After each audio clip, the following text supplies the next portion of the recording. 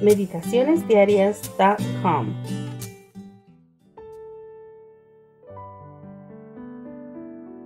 Hello friends, and welcome to the Women's Devotional for Friday, August 25th, 2023. This is Angelica Cuate speaking from St. Paul, Minnesota. Thank you for joining us today. Zephaniah chapter 3 verse 16 says, "In that day it should be said to Jerusalem, do not fear, Zion, let not your hands be weak." The last part of Zephaniah's message is a call to wait for a restored kingdom. Waiting is not enjoyable for most people, especially if the present is full of disappointments, betrayals, suffering, and pain. Why is it so difficult to wait? Is there a relationship between sin and our inability to wait?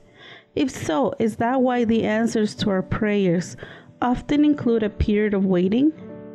Though as we mature physically or spiritually, waiting becomes more tolerable.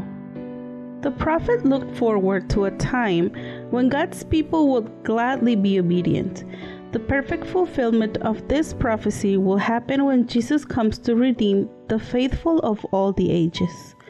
Those who are pure of lips, who worship gladly, who give offerings, who are without arrogance, who are humble, do not commit sin, do not tell lies, who are not deceitful.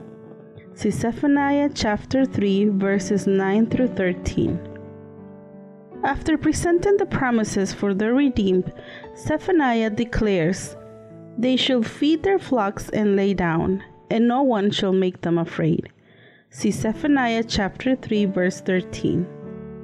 The word here in the original Hebrew is rebus, the same word that is used in Psalm 23 to describe the work of the shepherd. It shows us the figure of a calm, unafraid sheep being cared for. Fear was born the day that Adam and Eve sinned and hid themselves from the presence of God. It has been an invisible weapon that has kept us in the hands of the enemy as though we were his toys, robbing us of our dignity as Christians.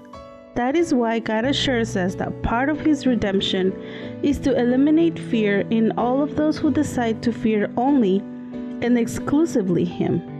Zephaniah describes our happiness and rejoicing in the presence of God. Happiness based on never again will you fear any harm. See Zephaniah chapter 3 verse 15. And finally, the restored kingdom also promises that our hands will not be weak, an idiomatic expression for do not fear, Zion. Imagine God raising your hands in praise and saying to you, "Sing, O daughter of Zion, shout, O Israel. Be glad and rejoice with all your heart, O daughter of Jerusalem. The Lord has taken away your judgments. He has cast out your enemy. The King of Israel, the Lord, is in your midst. You should see disaster no more. In that day it should be said to Jerusalem, do not fear, Zion. Let not your hands be weak. The Lord your God in your midst, the mighty one, will save. He will rejoice over you with gladness. He will quiet you with his love. He will rejoice over you with singing." See Zephaniah chapter 3 verses 14 through 17. Dear friend, while you're waiting, personalize and visualize this promise. Amen.